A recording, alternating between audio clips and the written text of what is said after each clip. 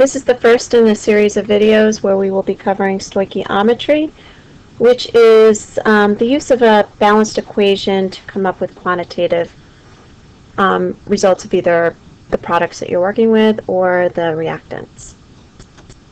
And before we get started, let's do a quick review of some dimensional analysis. We can convert moles of magnesium to grams of magnesium by looking at the periodic table. If we go to the periodic table, we find magnesium right here. And the molar mass is roughly about 24 grams. So we know that in 1 mole of magnesium, there are 24 grams. Now to do the same thing for oxygen, whoops, we have to be careful because oxygen is a diatomic element.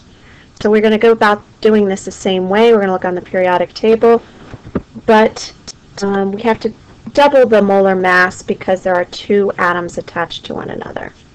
So if we go back to our periodic table, oxygen is right here. Molar mass for 1 atom of oxygen is roughly 16 grams. So for our diatomic gas, it will be double that, or 32 grams. So that's a review of dimensional analysis and converting grams to moles or moles to grams. We use our balanced equation when we are going from moles of one substance or grams of one substance to moles or grams of another. I'm going to use this balanced equation up here where we have 2 moles of magnesium solid reacting with 1 mole of oxygen gas to produce 2 moles of magnesium oxide, an ionic compound that is in the solid form. And we can go from moles of one substance to moles of another substance using the balanced equation. If we look up here, we know that 2 moles of magnesium in a complete reaction will produce 2 moles of magnesium oxide. So this is a 1-to-1 ratio because 2 moles produces 2 moles. Subsequently, we know that 1 mole of oxygen gas will produce 2 moles of magnesium oxide. In other words, in a complete reaction, we will double the amount. So this is a 1-to-2 ratio. So let's take a look at how we would use that in a problem. This particular problem states how many moles of product would be produced by a complete reaction. And this little statement here lets us know that it is going to completion. We do not have to worry about limiting reactants.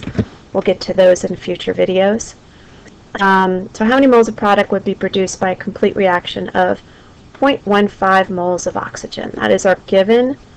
This is what we're looking for, and our product is magnesium oxide. So we always start our dimensional analysis with our given, moles of oxygen. And we're going to bring down moles of oxygen here. As soon as you have moles of whatever on the bottom, you can look to do a mole to mole conversion if you're going from one substance to another. So if we go back up to our balanced equation, we know that 1 mole of oxygen produces 2 moles of magnesium oxide. So we will use that conversion factor in the next section of our fence. 1 mole of oxygen produces 2 moles of magnesium oxide. That will cancel out moles of oxygen. We are left with moles of magnesium oxide, which is what we are looking for on top. So now we just do the math. 2 times 0.15 will give us 0.3 moles of magnesium oxide. In the next video, we will look, In the next video, we'll look at doing a gram to mole conversion.